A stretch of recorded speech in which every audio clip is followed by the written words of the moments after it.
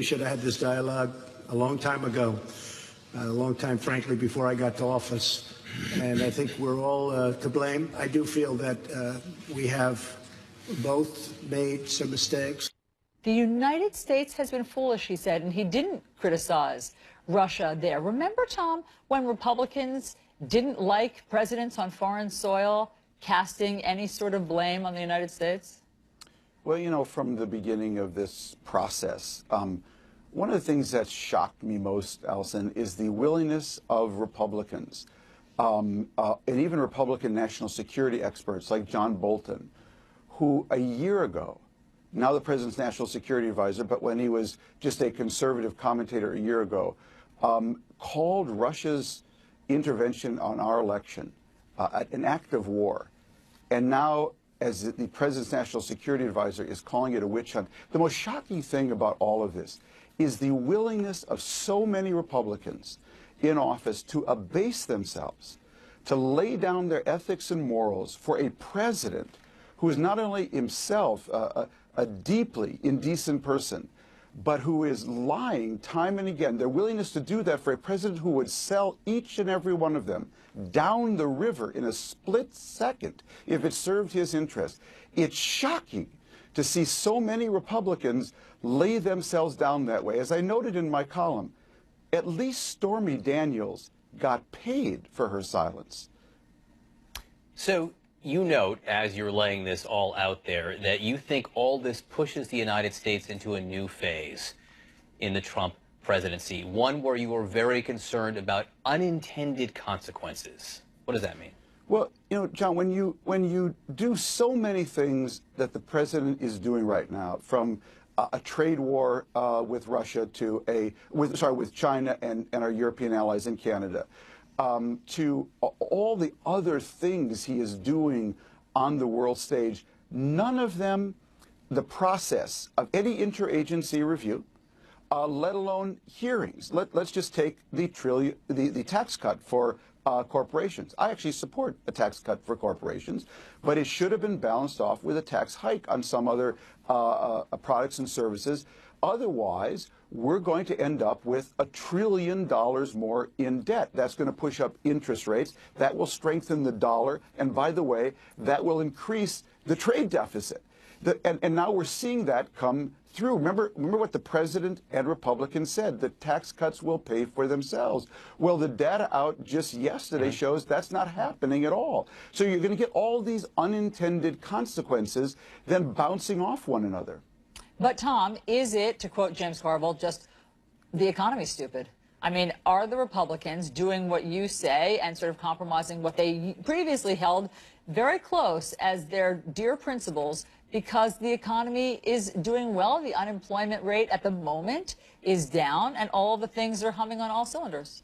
You know, Allison, if I were to burn all the furniture in my house, I could really keep it pretty warm and toasty for a while. But when the fire goes out, I'll have nowhere to sit. That's really what I'm worried about right now. Let's take the trade issue for a second. How would I think a rational president approach this?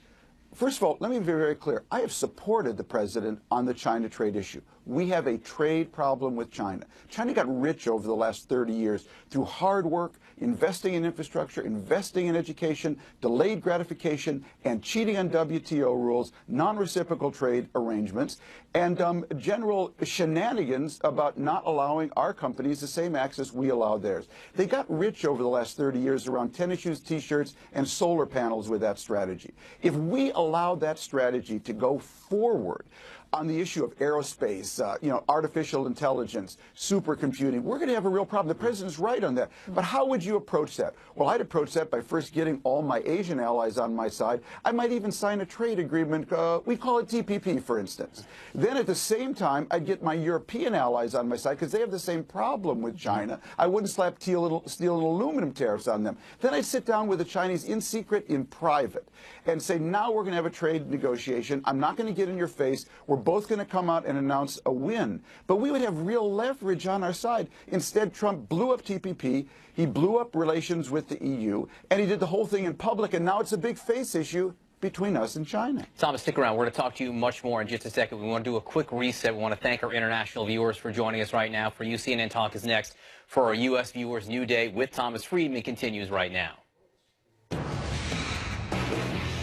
And good morning, everyone. Welcome to your new day. So the White House caving to mounting criticism, and they have now postponed that second Trump-Putin meeting that the president had wanted.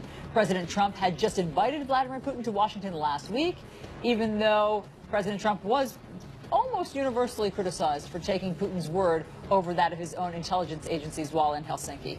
Putin apparently never responded to the White House invite, so now National Security Advisor John Bolton claims the president decided to wait until what they call the Russian witch hunt is over. Secretary of State Mike Pompeo really clashed with Democratic and Republican senators on Capitol Hill. They want to know what the president agreed to with Vladimir Putin, and the Secretary of State more or less refused to tell them. So we want to bring back New York Times foreign affairs columnist and author of the bestseller. Thank you for being late, Thomas Friedman, with us again. Let's run down some of this news that really has developed over the last 24 hours. And since you wrote that column, Thomas, you were concerned that the president's putting Russia first, not America first. He has since suggested, or John Bolton has, I suppose, that this meeting with the White House with Vladimir Putin is going to be delayed. Do you see that as a positive development? Yeah, I mean, I never understood why the first meeting had to happen, let alone the second one. You know, we do have issues with Russia, but they're really all about Russia's behavior. You know, let's remember a Dutch-Australian inquiry, which came out a few months ago, found that Russia was responsible for providing the weapons that shot down a Malaysian civilian airliner over Ukraine. We know what Russia has been doing in Syria. We know they've seized Crimea and are intervening in Ukraine with their little green men. We have a lot of issues with Russia. I'm all for talking about them, but it should be on our terms, not their terms. Hey, Tom, you brought up the shift, the 180-degree turn that John Bolton, National Security Advisor, has made in exactly 1 year. And just to put a finer point on it, I want to read what you're referring to the viewers. So a year ago, John Bolton wrote this op-ed about Russia. He said, attempting to undermine America's Constitution is far more than just a quotidian covert operation. It is, in fact, a true act of war, and one that Washington will never tolerate. Fast forward 1 year. Here's what he said yesterday. The president believes that the next bilateral meeting with President Putin should take place after the Russia witch hunt is over. So we've agreed that it will be after the first of the year. How do you explain what has happened to John Bolton in 1 year that he now believes that an investigation into what he considered an act of war is a witch hunt? Well, Allison, the degree of careerism and sycophancy in Bolton, who called it an act of war a year ago, now calling it a witch hunt, it just takes your breath away. And it's so serious because year one of Trump, I described as President Trump unhinged but bound by a serious national security advisor, H.R. McMaster, bound by Secretary of State who was ready to tell him no, Tillerson, bound by Gary Cohn, who would tell him no on trade tariffs. He got rid of all of those. And he got rid of, and getting rid of all those people, the people who came in and took those jobs, Pompeo as Secretary of State, Bolton as National Security Advisor, and others, and Larry Kudlow on the National Economic Team, those people knew when they came in that Trump had executed, via Twitter, their three predecessors for daring to stand up to him. So from day one, they clearly agreed to step over the bodies of those people and do and say whatever Trump wanted. Now, these people seem to have forgotten there's something called Google, where we can actually look up what they said. And again, as I was remarking earlier, it's just shocking to see people abase themselves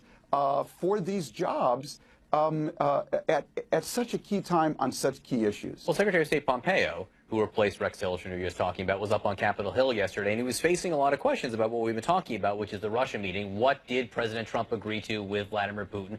What did he confront him on? And we just don't know, because there were only two people plus interpreters in that room. Let's just play a little bit of the heated exchange between the Secretary and Senator Bob Menendez. Has the president told you what he and President Putin discussed in their 2-hour closed-door meeting in Helsinki? Presidents have a prerogative to choose who's in meetings or not. I'm confident you've had private one-on-one meetings in your life as well. You've chosen that setting as the most efficient I way just asked you a to... simple question. Did you?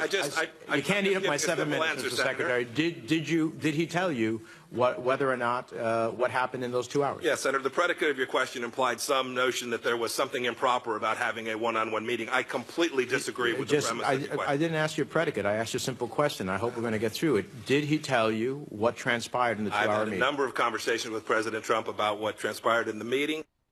Is that what you were talking about before, Thomas? Is that a reasonable answer from the Secretary of State?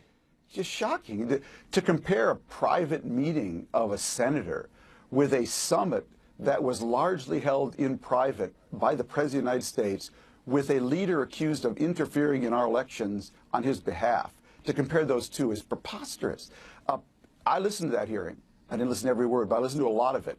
And it was very obvious that Pompeo could not say directly that he knew everything that went on in that private meeting. We also know that the Director of National Intelligence, Dan Coats, was not consulted about another summit with Putin. We've read that General Dunford, the chairman of the Joint Chiefs of Staff, doesn't know what was going on there.